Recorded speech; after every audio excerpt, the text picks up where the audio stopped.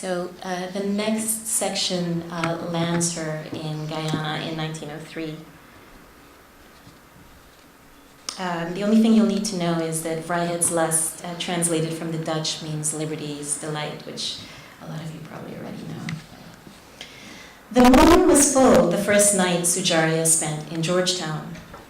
The next afternoon, the agricultural show opened at the Promenade Gardens, with a performance by the band of the British Guiana militia. On display was the colony's harvested wealth, varieties of sugarcane, coffee, rice, plantains. If the newspaper ads were accurate, there were electric lights, refreshments, and alfresco suppers, all for the price of 1 shilling. But that genteel world would not be my great-grandmother's. In her world, 1 shilling was the value of a human life. It was the amount the government docked from the pay of ship surgeons whenever a coolie died during the crossing. 1 shilling was also the wage promised to indentured men for a day's work, though planters habitually broke the promise through a sleight of hand, measuring a day's work not in hours but in tasks, quote-unquote daily tasks that could rarely be done in just 1 day. Women were promised less, 2/3 a shilling for a day's work. This was to be Sujaria's world. Like the larger world, it did not treat women equally, and it often did not treat immigrants, whatever their gender, justly.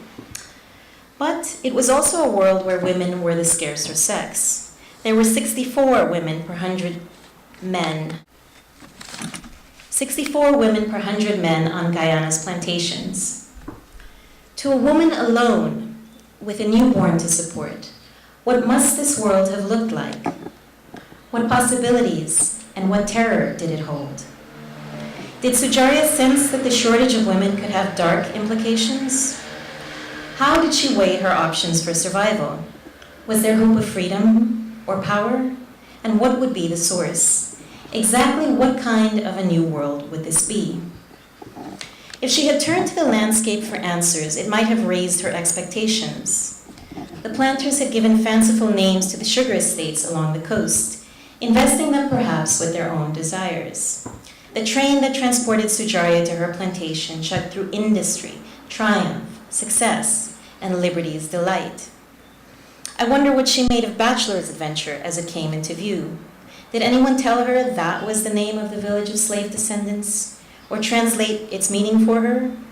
What ideas might such a name have given the British overseers, mainly single young men who had worked there when it was a plantation? Against the usual expectations, Sujaria reached paradise before she reached hope along the coastal railway line. And then finally she arrived at a plantation with a less whimsical name. Enmore was christened after the parish in England where its first owner had been born 150 years earlier. The plantation was among the colony's largest, as well as one of its most stable and successful. When slavery was abolished, estates across Guyana were abandoned or auctioned, claimed by wild bush or new owners. But Enmore survived for more than a century as the property of 1 family.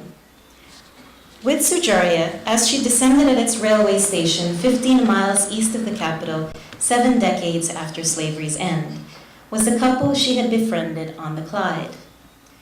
By then, Enmore's owners had become absentee.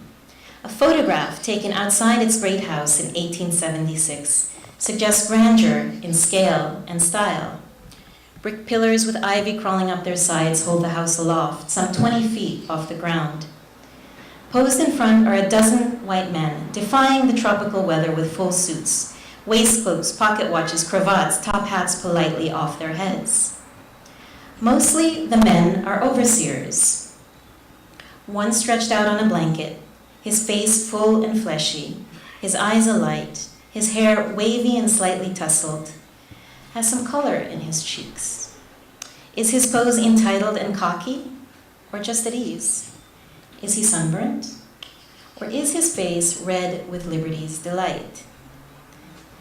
In the photograph, there are wives, but not enough. Puffed out in high-collared, frilly regalia, 4 women sit.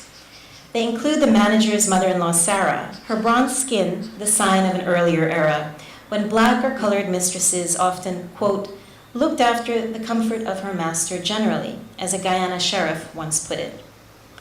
At the time, people may also have looked askance at her apparent marriage to the plantation's engineer, James Cook. Starting in the 1850s, steamships had made travel between England and Demerara faster, bringing in more British wives and would-be wives, and making their relationship much less accepted. But there James stands, behind Sarah in the photograph. Huddled in the shadows of the great house, receding into the background, are two Indian men. Oddly, a third stands with the main group.